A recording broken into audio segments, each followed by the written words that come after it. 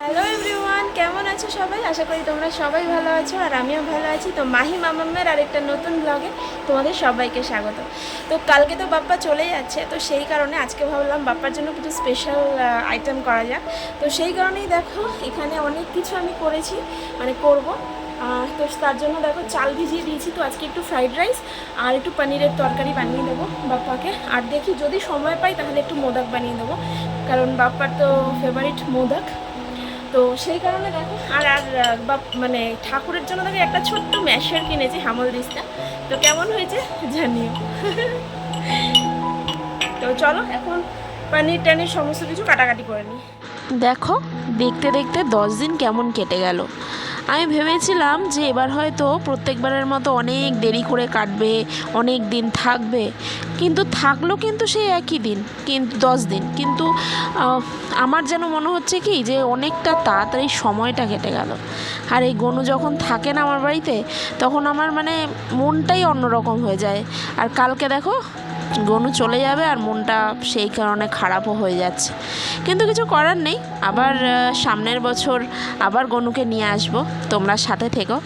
আর এইখানে দেখো আমি সমস্ত কিছু কাটাকাটি করে নিচ্ছি, কারণ তোমাদের তো বলেইছি যে গনু যতদিন থাকে ততদিন আমার যেরকম মন মর্জি হয় আমি গনুকে কিন্তু করে দিই। আর এই যে পনিরের সাথে ক্যাপসিকামটা কাটছি, তারপরে দেখো আমি কিন্তু এখানে আরেকটা জিনিস কাটতে ভুলে গেছি, মানে তোমাদের দেখাতে ভুলে গেছি। সেটা হচ্ছে আজকে জানো তো বাজারে গেছিলাম, তো বেবিকর্ন পেয়েছিলাম, তো বেবিকর্নটাও কিন্তু আমি কেটে রেখেছি। আর এইখানে এই যে গাজরটা কাটছি, এই গাজরটা কিন্তু ফ্রাইড রাইসের জন্য কাটছি। তো গাজর, বিনস সমস্ত কিছু দিয়ে ফ্রাইড রাইসটা করব। আর যে বেবিকর্ন পেয়েছি সেটাও অল্প একটু দিয়ে দেবো। তো চলো, কাটাকাটি তো প্রায় হয়েই গেছে, এবারে বসিয়ে দিই। আর এই দেখো ছোট ছোট করে আমি বেবিকর্নও কিন্তু কেটে দিয়েছি। তো এগুলো আগে ভেজে নেব। তো ভেজে নেওয়ার জন্য আমি কিন্তু তেলের মধ্যে গোটা গরম মশলা দিয়ে দিয়েছি। আর এবার ভালো করে ভেজে নেব। তারপরে আমি কিন্তু কিশমিশ দেব না, মানে কিশমিশটা ঘরে অ্যাকচুয়ালি আনতে ভুলে গেছি, ঘরে নেইও, আনতেই ভুলে গেছি। আর সেই কারণে কিন্তু আমি কাজুটা দেব, কাজুটা ঘরে ছিল তাই জন্য কাজুটাই আমি দিয়ে দেব। তো দেখো সমস্ত কিছু দিয়ে আমি কিন্তু মানে ভাজাটা কমপ্লিট করে দিয়েছি। আর এদিকে আমি যে মানে তরকারিটা বানাবো, দেখো তরকারিগুলো ভেজেও নিয়েছি। আর তরকারিটা কিন্তু এই যে উনুনে জাল দিতে বসিয়ে দিয়েছি, কারণ এই গ্রেভিটা কিন্তু আসল। আর গ্রেভিটা এত, আমি কিন্তু এটা ফার্স্ট টাইম করছি। আর এই দেখো গ্রেভিটা থেকে কি সুন্দর তেলটা ছেড়ে দিয়েছে। এই মানে এই আইটেমটা না আমি ফার্স্ট টাইম করছি, তাই ভাবলাম গনুকেই ফার্স্ট টাইম খাওয়াই। তো চলো, এই আমার কিন্তু রেডি হয়ে গেল। এবার কষিয়ে একটু জল দিয়ে দেব, তাহলেই কিন্তু আমার এই তরকারিটা রেডি হয়ে যাবে। তো কেমন লাগলো তরকারিটা একটু কিন্তু কমেন্টে বলো। আর এর যদি পুরো রেসিপিটা জানতে চাও আমাকে কিন্তু অবশ্যই কমেন্টে লিখে দিও, তাহলে কিন্তু এই ফুল রেসিপিটা আমি কিন্তু দিয়ে দেবো। আজকে দিলাম না কারণ অনেকটা বড় হয়ে যাবে জানো তো ব্লগটা, তাই জন্যই পুরো আমি দিলাম না যে কিভাবে কি করলাম, কী কী মশলা দিয়েছি। একদিন তোমরা কমেন্টে জানাও, আমি অবশ্যই তোমাদেরকে দেখাবো। তো যাই হোক, আরেকদিকে কিন্তু আমি ভাতের জন্য চালটাও বসিয়ে দিয়েছি যে ফ্রাইড রাইসটা করব। তো দেখো এদিকে তো দুটোই হয়ে যাচ্ছে আর ওদিকে ভাতটাও হয়ে যাচ্ছে। তো ভাতটা তো দেখো হয়ে গেছে, এবার অল্প একটু সামান্য নুন দিয়ে আমি কিন্তু দেখো এই যে ভাজাগুলো কিন্তু দিয়ে দেবো। আর একটু ঝাঁকিয়ে দিলেই একদম হয়ে যাবে আমার কিন্তু এই ফ্রাইড রাইস। তো কেমন হয়েছে আমাকে কিন্তু অবশ্যই বলতে ভুলবে না, ঠিক আছে? তো চলো, এবার অনেকক্ষণ তোমাদের সাথে বকবক করলাম, এবার চলো একটু গুনুকে খেতে দিয়ে দিই। তার আগে গপুকেও তো স্নান করাতে হবে। তো চলো, সবাইকে স্নান টান করিয়ে খেতে দেওয়ার পালা।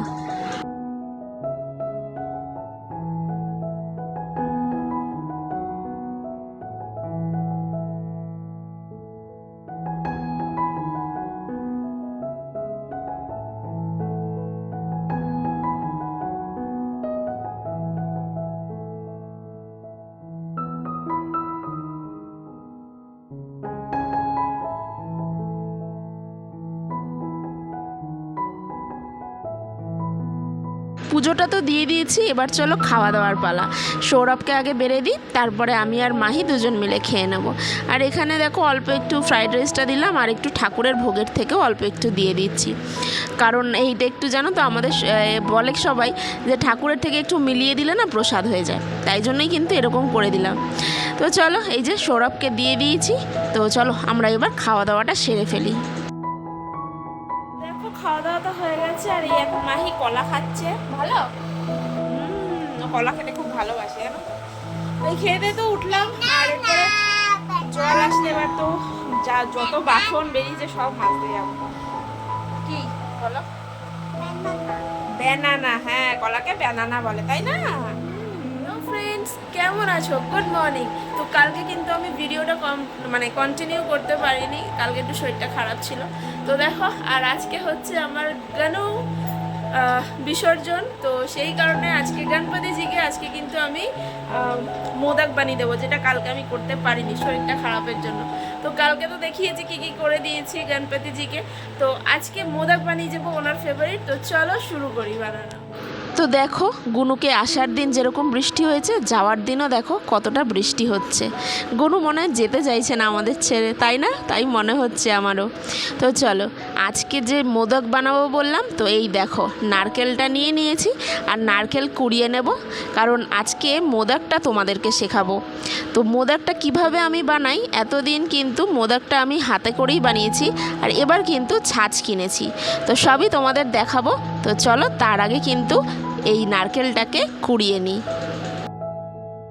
তো দেখেছো কত বড় একটা সাঁড়াশি, এটা কিন্তু নারকেল কোড়ানোরই ছাড়ানোর সাঁড়াশি। এটা আমি একবার মেলার থেকে কিনেছিলাম, আর দেখো নারকেলটা কত সুন্দর বেরিয়েছে। তো চলো এবার নারকেলটাকে একদম ভালো করে কুড়িয়ে নিই।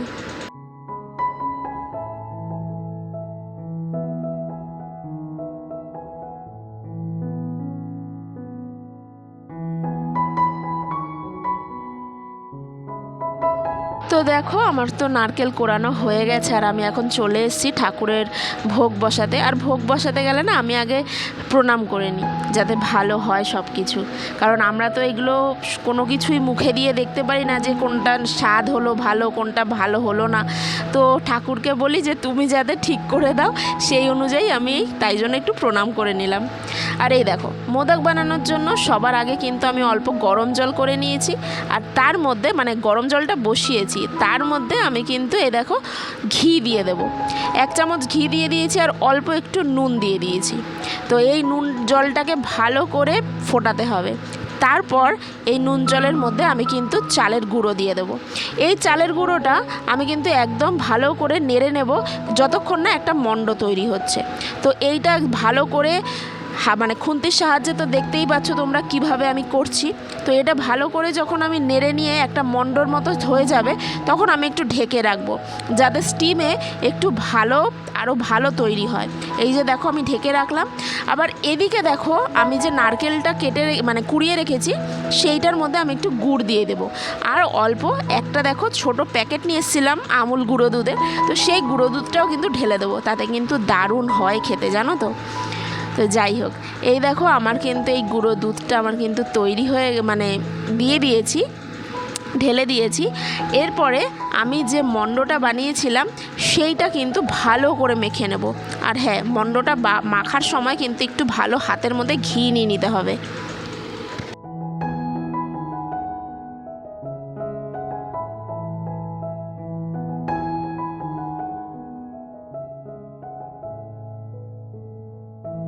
তো চালের গুঁড়োর মণ্ডটা তো মেখেই রেখেছি, আর এবার দেখো এইখানে কিন্তু আমি এই যে বসিয়ে দিয়েছি নারকেলের পুরটা করতে। তো পুরটা যারা তোমরা নাড়ু করতে জানো তারা ঠিকই পারবে, শুধু একটু নরম রাখতে হবে, এইটা ব্যাপার। আর এই দেখো আমি এই যে ছাঁচটা কিনেছি মোদক বানানোর, তো এবার ফার্স্ট টাইম আমি কিন্তু এই ছাঁচ দিয়ে করব, নাহলে প্রত্যেক বছর কিন্তু আমি হাতেই করি। আর এবার দেখো আমি কিন্তু অল্প করে ঘি লাগিয়ে নেব মোদকের এই শেপটার মধ্যে। তারপরে দেখো এই যে ভালো করে চেপে চেপে একটু ভরে দিলেই কিন্তু আমার মোদক রেডি। তো চলো তোমাদের খুলে দেখাই কেমন হয়েছে। তো দেখতে পাচ্ছ কতটা সুন্দর হয়েছে।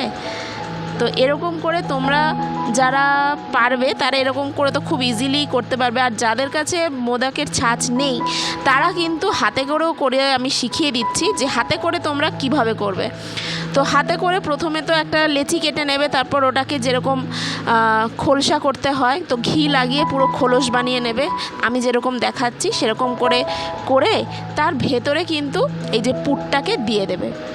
এই পুরটা ভরে দিয়েছি, দেখতেই পাচ্ছ তোমরা। এই পুরটাকে মাঝখানে রেখে তারপরে মোমোর মতো শেপ দিয়ে দিতে হবে, তাহলেই তোমাদের হাতে তৈরি মোদকটা রেডি হয়ে যাবে।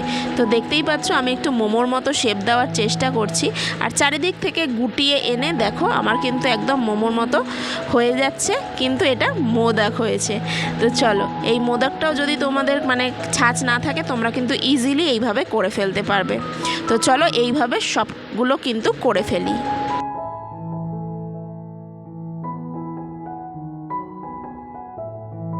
মোদকগুলো তো আমার রেডি হয়ে গেছিলো, আর এবার কিন্তু স্টিম করে ফেললেই হয়ে যাবে আমার একদম মোদক রেডি। আর আমার কাছে স্টিমার নেই, তাই জন্য আমি এরকমভাবেই স্টিম করছি।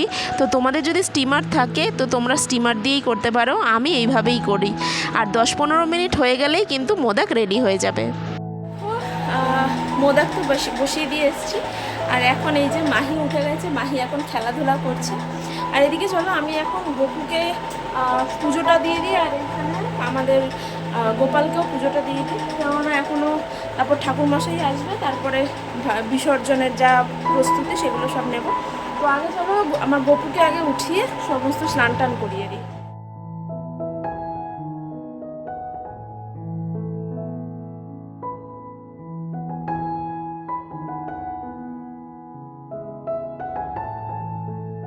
তো দেখো 15-20 মিনিট হয়ে গেছে, আর ওদিকে গোপালকেও তো আমি স্নান টান করিয়ে দিয়েছি। তো এই দেখো আমার কিন্তু মোদক একদম রেডি। তো কেমন হয়েছে অবশ্যই কিন্তু কমেন্টে জানাতে ভুলো না। তো চলো এবারে ভোগ টোক সব লাগাতে থাকি। দেখো এই যে গণেশজির জন্য মোদক আমি কিন্তু রেডি করে দিয়েছি। তো চলো এবার সাজিয়ে ফেলি। গণেশজিকে সমস্ত কিছু সাজিয়ে টাজিয়ে দিয়ে দিয়েছি, আর এখন হচ্ছে ঠাকুরমশাই আনার পালা। আর আমি একটুখানি মারাঠি স্টাইলের শাড়িটা পরেছি, তোমাদের পুরোটা দেখাতে পারছি না, একটু পরে দেখাবো। তো কীরকম লাগছে অবশ্যই কিন্তু কমেন্টে বলো। আর চলো এবার ঠাকুরমশাই আসবে, তারপরে পুজো শুরু হবে।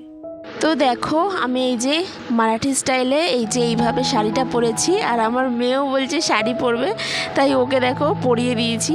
আর এইখানে দেখো ঠাকুরমশাই কিন্তু এসে গেছে এরপরে। আর এই যে আমি সমস্ত কিছু সাজিয়ে দিয়েছি সেটাই তোমাদেরকে একটু দেখিয়ে দিই। তো এই দেখো, আর উনিও কিন্তু পুজো করতে বসে পড়েছে। তো চলো এবার পুজোটা উনি কমপ্লিট করুক, তারপরে তো ভাসানেও যেতে হবে।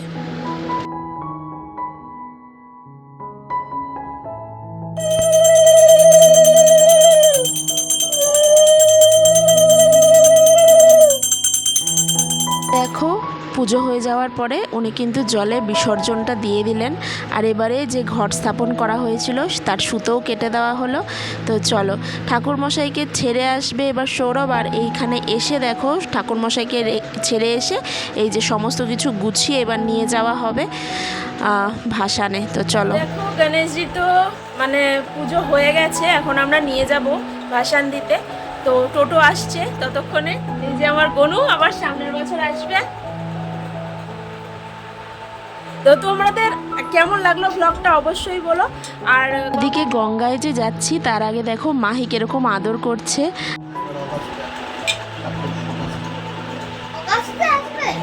গণপতি বাপ্পা মোরিয়া, মঙ্গল মূর্তি মোরিয়া। তো বাপ্পাকে তো বিদায় দেওয়ার সময় এসেই গেল। তো চলো বাপ্পাকে আমরা বিদায় দিই, আসছে বছর আবার হবে। আর এইখানে আমিও বসে পড়েছি বাপ্পাকে নিয়ে যাওয়ার জন্য গঙ্গায়। তো চলো আজকে এখানেই শেষ করছি ব্লগটা। কেমন লাগলো অবশ্যই জানিও। ততক্ষণ তোমরা সবাই ভালো থেকো, টাটা।